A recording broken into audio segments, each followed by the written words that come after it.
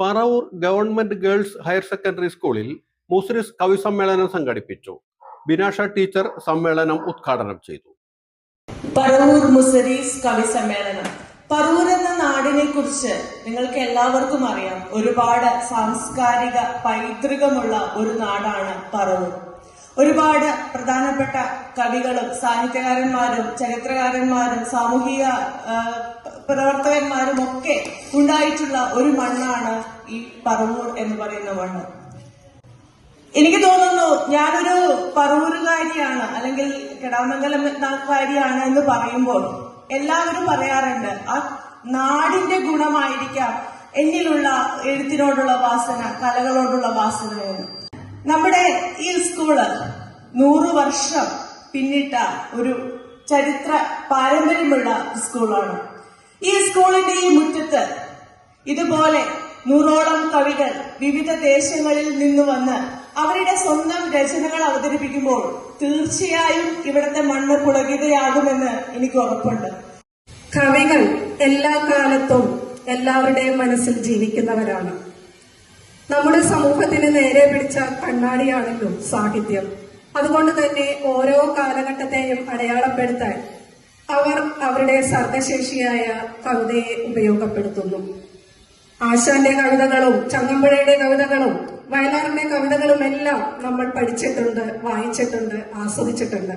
ഓരോ കാലഘട്ടത്തിലെ ആവശ്യകത എന്താണ് എന്ന് തിരിച്ചറിയാനും അത് ജനസമൂഹങ്ങളിലേക്ക് എത്തിക്കുവാനും അവർക്ക് സാധിച്ചിട്ടുണ്ട്. മാറ്റുവിൻ ചട്ടങ്ങളെ സ്വയം അല്ലെങ്കിൽ മാറ്റുമതുകളി നിങ്ങളെത്താൻ എന്ന ആശാൻ പാടിയപ്പോൾ നമ്മളെല്ലാം അത് ഹൃദയം കൊണ്ട് ഏറ്റുപാടി. ഒരു സമൂഹത്തിലുണ്ടായിരുന്ന ജീർണാവസ്ഥകളെ മാറ്റാൻ ആശാന്റെ ആ വരികൾക്ക് സാധിച്ചിട്ടുണ്ട്. അതുപോലെ തന്നെ ചങ്ങമ്പുഴയെ നമ്മളെല്ലാം ഓർക്കുന്നത് രമണനിലൂടെയാണ്. എങ്കിലും അദ്ദേഹത്തിന്റെ എനിക്ക് ഏറ്റവും ഇഷ്ടപ്പെട്ട ഒരു വരികളാണ്: കപടലോകത്തിൽ ആത്മാർത്ഥമായ ഒരു ഹൃദയമുണ്ടായതാണ് പരാജയം. ഇന്നും അത് അർത്ഥവത്തായിട്ടുള്ളത് തന്നെയാണ്.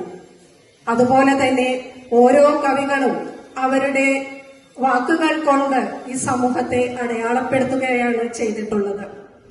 മഹാകാവ്യങ്ങളുടെയും ഖണ്ഡകാവ്യങ്ങളുടെയും ലോകത്ത് നിന്ന് കവിത എന്ന രൂപത്തിൽ ഒരുപാട് മാറ്റം സംഭവിച്ചു. കാലത്തിന്റെ ആവശ്യകതയ്ക്കനുസരിച്ച് ആ രൂപമാറ്റം ഏറ്റവും അനിവാര്യം തന്നെയാണ്. എങ്കിലും അതിന്റെ ലക്ഷ്യം ഇപ്പോഴും മാറിയിട്ടില്ല. ഹൈക്കു കവിതകളുടെ ഒരു ലോകത്താണ് നമ്മൾ ഇന്ന് ജീവിക്കുന്നത്. മോഹനകൃഷ്ണൻ കാലടിയുടെയും അൻവർ അലിയുടെയും ബീരാൻകുട്ടിയുടെയൊക്കെ കവിതകൾ 2 വരികളെ ഉള്ളൂ എങ്കിലും നമ്മുടെ ഹൃദയത്തിൽ അത് പതിപ്പിക്കുന്ന ആ ഒരു അർത്ഥതലങ്ങൾ എത്രയോ വലുതാണ്. അതുകൊണ്ട് തന്നെ കവിത ഒരിക്കലും മരിക്കുന്നില്ല. കവികൾ അവരുടെ ആ കവിതകളിലൂടെ ഇന്നും നമ്മൾ അവരെയെല്ലാം ഓർക്കുന്നു. കവിതയുടെ ഏറ്റവും പ്രധാനപ്പെട്ട ലക്ഷ്യം ആസ്വാദനമാണ് എന്ന് പറയാമെങ്കിലും ആ കവിതകൾ നമ്മളെ ചിന്തിപ്പിക്കുകയും മാറ്റത്തിന് വിധേയമാക്കുകയും ചെയ്യുന്നുണ്ട്. ഇന്ന് ഈ വിദ്യാവിലാസിനിയുടെ മണ്ണിൽ കവിതകൾ അവതരിപ്പിക്കാൻ എത്തിച്ചേർന്നിട്ടുള്ള നിങ്ങൾ ഓരോരുത്തരുടെയും ഈ കവിതകളും ആസ്വാദനത്തിന്റെ ഒരു വലിയ ലോകം ഞങ്ങൾക്ക് തുറന്നു തരുന്നതോടൊപ്പം ഞങ്ങളുടെ മനസ്സിൽ ചിന്തകൾക്കും പരിവർത്തനങ്ങൾക്കും ഇടയാക്കുമെന്നുള്ള വിശ്വാസവും എനിക്കുണ്ട്. കൂടുതലായി ഒന്നും ഞാൻ പറയുന്നില്ല. നേരത്തെ പറഞ്ഞതുപോലെ തന്നെ ഒരുപാട് ദൂരെ നിന്ന് തന്നെ ആളുകൾ ഇവിടെ എത്തിച്ചേർന്നിട്ടുണ്ട്. ഒരു ഞായറാഴ്ച എല്ലാവർക്കും തിരക്കാണ്. എങ്കിലും തങ്ങൾക്ക് ഇഷ്ടപ്പെട്ട ഒരു മേഖലയായതുകൊണ്ട് തന്നെയാണ് വളരെ ദൂരെ നിന്ന് എല്ലാവരും ഇതിനായി എത്തിച്ചേർന്നിരിക്കുന്നത്. അവരുടെ ആ മനസ്സിന് ഞാൻ പ്രത്യേകം നന്ദി പ്രകാശിപ്പിക്കുന്നു. അതോടൊപ്പം തന്നെ ഈ കവി സമ്മേളനം ഔപചാരികമായി ഉദ്ഘാടനം ചെയ്തതായി അറിയിക്കുകയാണ്. വേറൊരു കാര്യം കൂടെ എനിക്ക് പറയാനുള്ളത്, ഇതിന്റെ പിന്നിൽ പ്രവർത്തിച്ചത് ഞങ്ങളുടെ എല്ലാ പ്രിയപ്പെട്ട ജിബി ടീച്ചറാണ്. ടീച്ചർ ഇങ്ങനെ ഒരു ആശയം പറഞ്ഞപ്പോൾ എല്ലാവർക്കും സംശയമായിരുന്നു, ഇത് നടക്കുമോ, ഇതൊക്കെ പറ്റുമോ എന്നുള്ളത്. പക്ഷെ ടീച്ചറുടെ ആ ഒരു വിശ്വാസം, അതിന്റെ പിന്നിലെല്ലാം എല്ലാവരും ഒത്തുചേർന്നു. ടീച്ചറിന്റെ ഈ അവസരത്തിൽ ഏറ്റവും ഹൃദയപൂർവമായ നന്ദി ഞാൻ പ്രകാശിപ്പിക്കുകയാണ്. അതുപോലെ തന്നെ ഇവിടെ എത്തിച്ചേർന്നിട്ടുള്ള എല്ലാ കവികളും, അജ്മോൻ സാർക്ക് ഞങ്ങളുടെ മലയാളം വാല്യുവേഷൻ ക്യാമ്പിലും ക്ലസ്റ്ററുകളിലൊക്കെ ഏറ്റവും സജീവ സാന്നിധ്യമാണ്. സാറൊക്കെ റിട്ടയർഡായി പോകുമല്ലോ എന്ന് ഓർക്കുമ്പോൾ ഒരു വിഷമമുണ്ട്. സാറിന്റെയൊക്കെ കവിതകൾ കേൾക്കാനായിട്ട് ഇങ്ങനെ ഒരു അവസരം ഇവിടെ ഉണ്ടായതിൽ ദൈവത്തിനോട് നന്ദി പറയുന്നു. അതോടൊപ്പം തന്നെ എല്ലാവരെയും ഒരിക്കൽ കൂടി ഈ വേദിയിലേക്ക് സ്വാഗതം ചെയ്തുകൊണ്ട് എന്റെ ഉദ്ഘാടന പ്രസംഗം നിർത്തുന്നു. നന്ദി, നമസ്കാരം. വേദിയിലും സദസ്സിലുള്ള മാന്യ വ്യക്തികളെ, മീര പറയുന്നുണ്ട് ഈ പ്രപഞ്ചത്തിന്റെ സൗന്ദര്യം എന്നെ കരയിപ്പിക്കുന്നു എന്ന്. ഇന്ന് ഈ വേദിയിൽ നിൽക്കുമ്പോഴും എനിക്ക് അതാണ് അനുഭവപ്പെടുന്നത്. ചരിത്രമുറങ്ങുന്ന പറവൂരിന്റെ മണ്ണിൽ ഇങ്ങനെയൊരു പരിപാടി സംഘടിപ്പിക്കുവാൻ വേണ്ടി പരിശ്രമിച്ച എന്റെ സുഹൃത്തു കൂടിയായ ഡോക്ടർ ജിബിറ്റ് ടീച്ചർ, മറ്റു സഹ അധ്യാപകർ, ഇവിടത്തെ PTA, വളരെയധികം നന്ദിയുണ്ട്.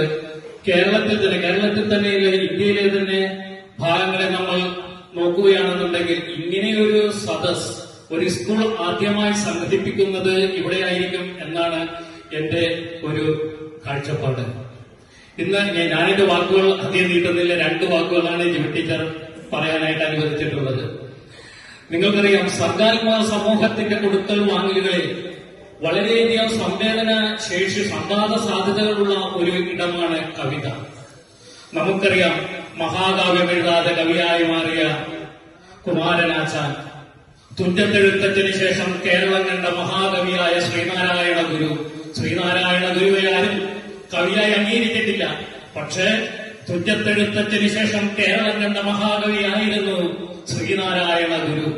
അതിനുശേഷം നമുക്ക് കടന്നു ചെല്ലാം ആദ്യത്തെ വിപ്ലവ കവിയായ പണ്ഡിറ്റ് കറുപ്പൻ.